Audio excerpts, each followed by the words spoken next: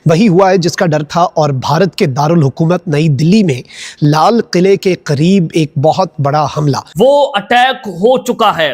New Delhi आज धमाकों से लरज उठा है। न्यू दिल्ली के अंदर जो सूरत हाल है वो इंतहाई पैनिक, यानी कि रेड बटन पर हाथ दब चुका है या जंगी बटन पर हाथ लग चुका है तो कहना गलत नहीं होगा। मेरे पाकिस्तानियों, आज पाकिस्तान के लिए एक ऐसा ही दिन है जैसा सकूते ढाका के वक्त था। लेकिन इस वाकये की टाइमिंग और इस वक्त भारत की तरफ से सिंदूर 2.0 आज last nail in the coffin डाल दिया गया है। अब अटैक की बारी, अब इंडिया अटैक करेगा। अब दिल्ली, आप जानते हैं कि उनका जो है वो फेडरल कैपिटल है इंडिया का, और वहां पे ये धमाका हुआ है। अब देखते हैं कि आने वाले घंटों के अंदर, आने वाले दिनों के अंदर जो है कहीं इसका रुख जो है वो पाकिस्तान की तरफ ना मोड़ दिया जाए। इंडिया की नेवी, इंडिया की एयरफोर्स, इंडिया की आर्मी इस वक्त मुकम्मल तौर पे हाई अलर्ट पे है। आज तैयार रहे, आज की रात बहुत इंपॉर्टेंट है। कुछ बड़ा होने जा रहा है, कुछ बड़ा खतरनाक होने जा रहा है, क्योंकि इंडिया के अंदर ये सारा कुछ होना ये बताता है कि अब हमें तैयार रहना पड़ेगा और इंडिया इसको बुनियाद बनाकर पाकिस्तान के ऊपर अटैक कर सकता है। पाकिस्तान के अंदर आसिम मुनीर हिंदुस्तान की दुश्मनी बेच रहे हैं और अब जो प्लान स्ट्रेटेजिकली किया जा रहा है, क्योंकि डॉलर इनको चाहिए, वो ये है कि इंडियन एयरफोर्स को। इंटरनेशनल बहुत से एनालिस्ट जो हैं वो ये कह रहे हैं कि द प्रीटेक्स्ट इज हियर, कि वो जो जवाब चाहिए था वो जवाब आ चुका है। और वैसे भी इस वक्त अब ये टेरर अटैक इसको कहा जाएगा। पिछली जंग में भी इन्होंने कहा था कि हमने जो पाकिस्तान में टेरर ग्रुप्स हैं उनके जो टारगेट्स हैं उनको टारगेट किया है, उनको निशाना बनाया है। ये सूरत हाल जो है इसमें ऑब्वियसली इंडिया जो है वो अब सिंदूर 2.0 की लॉन्चिंग की तरफ जा सकता है। एक प्रीटेक्स्ट जो है वो क्रिएट किया जा सकता है। नमस्कार दोस्तों, आज सुबह ही फरीदाबाद से 3000 किलोग्राम आरडीएक्स बरामद हुई और आज शाम ही दिल्ली में रेड फोर्ट के सामने एक बड़ा धमाका देखा गया, जिसमें कहा जा रहा है कि 5 से 6 लोगों की मौत हो गई। दोस्तों, अभी कितने लोग मरे इसका कोई अनुमान अच्छे से नहीं पता चला है, क्योंकि फॉरेंसिक रिपोर्ट और जांच के बाद ही पता चल पाएगा कि यह ब्लास्ट कैसे हुआ और कितने लोग मारे गए हैं। दोस्तों, यह ब्लास्ट एक कार में हुआ है और इसमें कोई शक नहीं है कि कहीं न कहीं भारत पर आतंकी हमला किया गया है, क्योंकि आज ही सुबह जैश ए मोहम्मद के आतंकियों को कश्मीर में गिरफ्तार किया गया और आज ही 3000 किलोग्राम आरडीएक्स भी बरामद हुई। और अभी 1 से 2 दिन पहले ही हाफिज सईद का कुत्ता सैफुल्लाह भी भारत पर हमले की धमकी दे रहा था। दोस्तों, अगर हम डॉट कनेक्ट करें तो यही लगता है कि फिर एक बार पाकिस्तान ने हरकत की है और अपने मौत को बुलावा दिया है, क्योंकि अगर कहीं से भी इस ब्लास्ट में पाकिस्तान का एंगल आया तो इस बार भारत पाकिस्तान का हर कोना गड्ढा कर देगा। इसी टॉपिक पर चलिए आगे इस वीडियो को देखते हैं। चैनल को सब्सक्राइब और वीडियो को लाइक करना ना भूलें। जय हिंद। इंतहाई तशवीशनाक डेवलपमेंट्स हैं भारत से।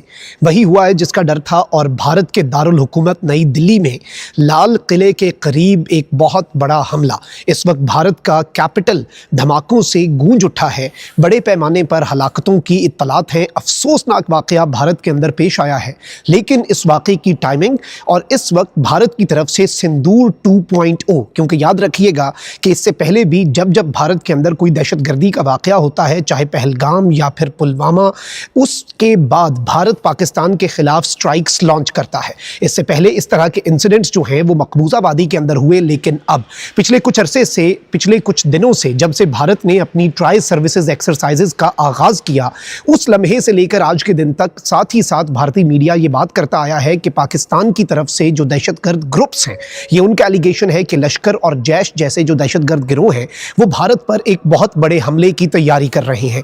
अब से कुछ घंटे पहले ही इस तर्ज पर कुछ और डिटेल्स भी सामने आई कि बड़ी तादाद में जो एमिनेशन और आरडीएक्स है वो बरामद किया गया है और अब भारत का जो कैपिटल है वो धमाकों से गूंज उठा है। इस हवाले से exclusive details and what's next और पाकिस्तान का इस हवाले से क्या मौक़िफ़ और क्या तैयारी है, क्योंकि भारत के अंदर जब जब टेररिज्म का कोई इंसिडेंट होता है तो उसे डायरेक्टली पाकिस्तान के साथ, बेशक विदाउट एनी प्रूफ, लेकिन भारत लिंक करता है। अब इस हाथ से आप अंदाजा लगा सकते हैं, जो मैं आपको 2-3 दिन पहले से कह रहा था कि अब ये जो जंगी मशकें हैं वो खत्म होने जा रही हैं। अब अटैक की बारी, अब इंडिया अटैक करेगा, क्योंकि बिहार का इलेक्शन भी उसमें नैरेटिव इनसे नहीं बन पा रहा और 6 नवंबर को बिहार का इलेक्शन शुरू हुआ और 11 नवंबर तक इससे जारी रहना था। और 11 नवंबर से चंद घंटे पहले, आज क्योंकि 10 नवंबर है और 8 बजे का वक्त है, और यह हमला होना यह बताता है कि भारत ने एक बहुत बड़ी जंग छेड़ दी है, जिसका सहारा लिया जाएगा, अपनी आवाम को चूरन बेचा जाएगा कि पाकिस्तान ने हमारे ऊपर हमला कर दिया है और अब हम पाकिस्तान के खिलाफ जंग में लड़ने जा रहे हैं। अब ये टेरर अटैक इसको कहा जाएगा। पिछली जंग में भी इन्होंने कहा था कि हमने जो पाकिस्तान में टेरर ग्रुप्स हैं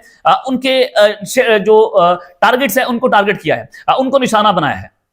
अब क्या करेंगे कि खुद कुछ बमबार टेरर ग्रुप जो है पाकिस्तान में दाखिल हुए। इन्होंने कहा कि पंजाब के अंदर भी, अमृतसर पंजाब जो है वहां पर भी पाकिस्तान के खुद कुछ बमबारों ने दाखिल होने की कोशिश की।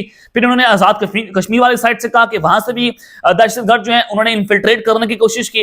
अब आप डॉट से डॉट स्प्रिंट करें कि जो मैं आपको खबरें दे रहा था, आज हमारी खबर दुरुस्त ठहरी है कि पहले इन्होंने एक पूरा नैरेटिव बनाया कि पाकिस्तान से जो दहशतगर्द हैं वो इंडिया में और कश्मीर के अंदर घुसने की कोशिश कर रहे हैं और हमने उसको नाकाम बनाया है, और हमने 2 से 3 अपने भारतीय फौजी जो हैं उनको भी गिरफ्तार किया जो पाकिस्तान के साथ मिलकर जासूसी कर रहे थे। अब 48 घंटों के बाद एक ऐसा एपिसोड हुई है कि न्यू दिल्ली के अंदर अटैक हुआ है, और इतना बड़ा अटैक जिसको आप इमेजिन नहीं कर सकते। तो इसका वाज़ेह तौर पर मतलब यह है कि इंडिया ने वो कर दिखाया है जो पहले से वो कह रहा था कि ऑपरेशन सिंदूर 2.0 की हम तैयारी कर रहे हैं। चाहे वो इंडियन नेवी के जो एयर चीफ है, नेवी के जो चीफ हैं उनकी जानिब से कहा गया कि हम ऑपरेशन सिंदूर 2.0 की तैयारी कर रहे हैं। अब इंडियन नेवी के ऑफिसर के ऊपर की गाड़ी के ऊपर अटैक हुआ, तो ये राजनाथ सिंह ने भी इंडियन नेवी के ऑफिसर से जब खिताब किया था तो उस वक्त इन्होंने ये बात की थी कि अब आप तैयार रहें।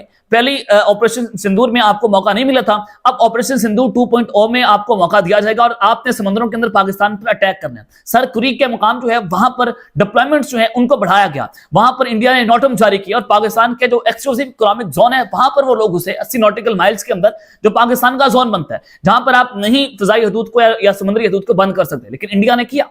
तो ये अगर आप इस पूरी सिचुएशन को एनालाइज करें तो आपको अंदाजा होता है कि न्यू दिल्ली में जो ये बम ब्लास्ट हुआ है जिसमें मुतअद्दिद लोग मारे गए हैं, दर्जनों की तादाद के अंदर लाखतें हुई हैं और पूरे के पूरे भारत के अंदर इस वक्त पैनिक है। तो वो ये कह रहे हैं कि पाकिस्तान के अंदर से अटैक हुआ है, जिसके बाद अब पाक फौज, पाक फजाइया मुकम्मल तौर पर उनको हंगामी बुनियादों पर तैयारी रखने का हुक्म जारी कर दिया गया। उनको कह दिया कि जनाब आप आज तैयार रहें, आज की रात बहुत इंपॉर्टेंट है, कुछ बड़ा होने जा रहा है, कुछ बड़ा खतरनाक होने जा रहा है, क्योंकि इंडिया के अंदर ये सारा कुछ होना ये बताता है कि अब हमें तैयार रहना पड़ेगा और इंडिया इसको बुनियाद बनाकर पाकिस्तान के ऊपर अटैक कर सकता है। मर्तबा फिर इंडिया ने शिफ्ट करना शुरू कर दिया, उनके सोशल मीडिया पर सिंदूर 2.0 की बाज़गश शुरू हो चुकी है।